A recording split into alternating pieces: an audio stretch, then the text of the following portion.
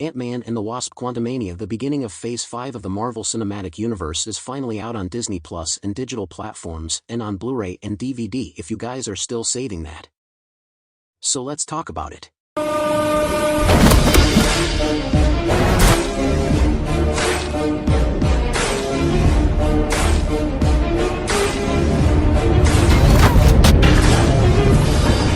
Welcome back to my channel. After 3 months of not uploading a review, I'm finally back. For those who are new to my channel, my name is Victor and I love movies and series. If you guys love that too, follow me on my Instagram and TikTok. The link is in the description below this video. Let's start with the good. What I liked about the movie was Kang. Jonathan Majors was fantastic as Kang. He stole the show in every scene he was in. We already saw a little bit of Jonathan Majors as he who remains in the series Loki, but now we see him as another version of Kang. This time it's Kang the Conqueror. Jonathan Majors plays Kang wonderfully. He was especially good at playing the alternation of nice and terrifying. At the beginning, Kang trusts a certain character, but when that person realizes what Kang wants, he becomes very terrifying, and Jonathan Majors does a fantastic job. Kang is also very strong. He has the potential to become sort of a second Thanos for the MCU forward. The only thing bad about him was that he was defeated by ants and by Ant-Man.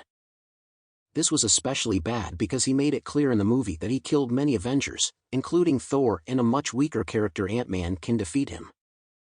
He was the one we missed in Phase 4.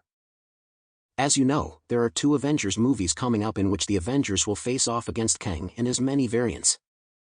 Whether Kang will still be played by Jonathan Majors is a surprise, due to the allegations against Jonathan Majors. But the character is definitely returning. After seeing this movie, you will see that the Avengers are going to have a tough time stopping all these variants. The second thing I liked was the world building. We have already seen little bits of the quantum realm in the first Ant-Man movie and Ant-Man and the Wasp, but in this movie our characters are in the quantum realm. They are no longer in San Francisco like in the previous 2 films, but in a world with all these different creatures, cultures, different rules, and rebels. Many people also compare this movie a little bit to Star Wars and say this is the MCU version of Star Wars. It's actually true what they say, because you have all these different beings in worlds with spaceships and a kind of Darth Sidious and Kang, who then in turn has an army, which in Star Wars are the Stormtroopers, and you also have rebels in this movie who want to fight Kang. But compared to Star Wars, this movie is goofy. Another thing that was different about this movie was that it is bigger than the previous Ant-Man movies. You can see it from the villain. In Part 1 it was a different kind of Ant-Man called Yellow Jacket, and Part 2 it was Ghost, and in this movie our heroes have to fight someone with god-level powers, who killed several Avengers from different worlds. The final battle was also much bigger than the other 2 Ant-Man movies. Paul Rudd was of course good again as Ant-Man, and the whole cast was good. What I thought was bad about this movie were many things. Let's start with the humor. Almost every time a serious scene would come, almost immediately after it came a joke. Just look at this scene for example. You're not the one with the hammer. That's Thor. We get confused a lot. Similar body types. Who are you? Another thing I hated immensely in the movie was Cassie. The actress Catherine Newton was good, but I felt no connection with her and Paul Rudd.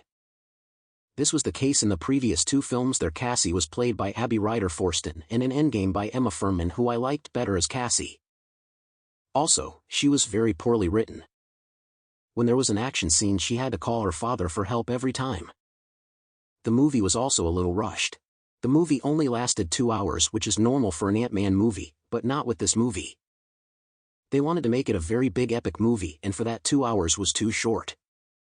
For example, we were only in the real world for a very short time, and less than half an hour later we were already in the quantum realm. I certainly wasn't fully engaged for the first half of the film. I enjoyed it, but I wasn't caught up in it. The story was unfocused. When the villain gets the upper hand, the film makes a jump. But it doesn't quite make up for the much weaker first half. The second thing that was not good is, of course, MODOK. The design of the character is really bad. It's just a floating head. I understand that it is difficult to make the design of the character good, because in the comics and animation series MODOK is also just a floating head. The MCU used to be very good at this. Look at Iron Man, he also has a slightly different kind of design than in the comics. MODOK's origin story did make sense, but because he looked so laughable he didn't come across as a good villain. He was also very poorly written.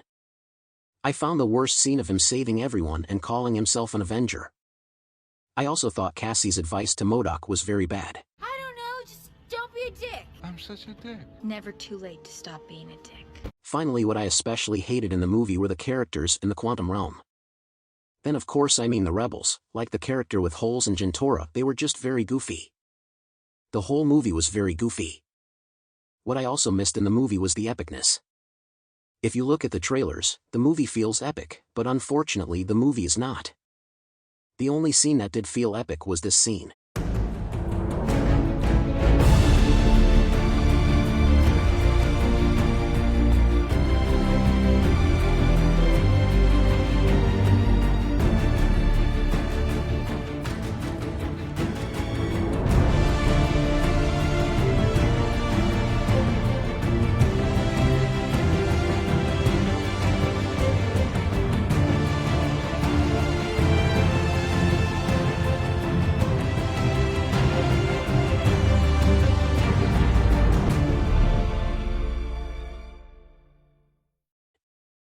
I would have liked to have seen more of these scenes.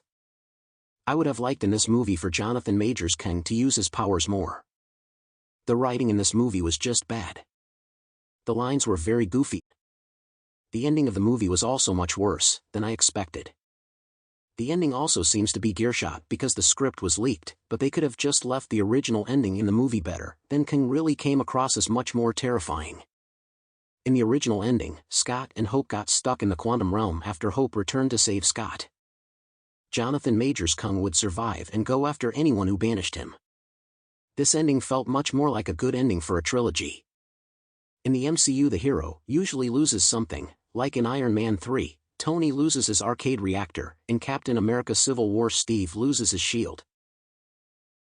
In Thor Ragnarok, Thor loses his hammer and all of Asgard is destroyed. In Avengers Infinity War, the Avengers lose to a villain for the first time and lose half of humanity, and in Spider-Man No Way Home, Peter loses almost everyone he loves.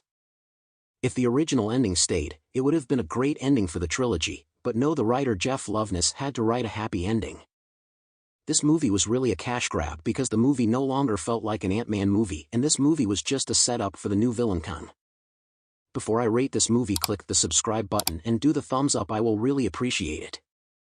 Also follow me on my Instagram and TikTok, the link is in the description below this video. I give this movie a C on the entertainment scale, it's a 6 out of 10. All in all, this movie is still entertaining. But there are just so many flaws in it, and with the already not too good Phase 4 of the MCU, and that this movie is the first movie in Phase 5 does not bode well for the MCU. It was better than Thor, Love and Thunder, which I had given a 6 in my review, but after watching it one more time I had overrated it. My grade for Thor Love and Thunder is now a 5, it is just really bad. I hope you guys liked the review. Please let me know in the comments below what other movie I should review, and don't forget to subscribe, it's free. Also please give a thumbs up, that I would appreciate. There will also be a new series on my YouTube channel, I'm not going to reveal it yet, but it will be a fun and original series, so stay tuned. Until the next video. And as always, bye bye.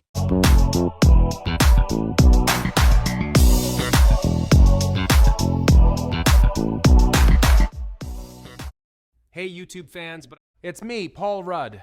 I really wish that I could be there with you. I mean, I do. I really wish that I could be there with you. But I hope you liked this review. Leave a like and subscribe, and see you later, guys.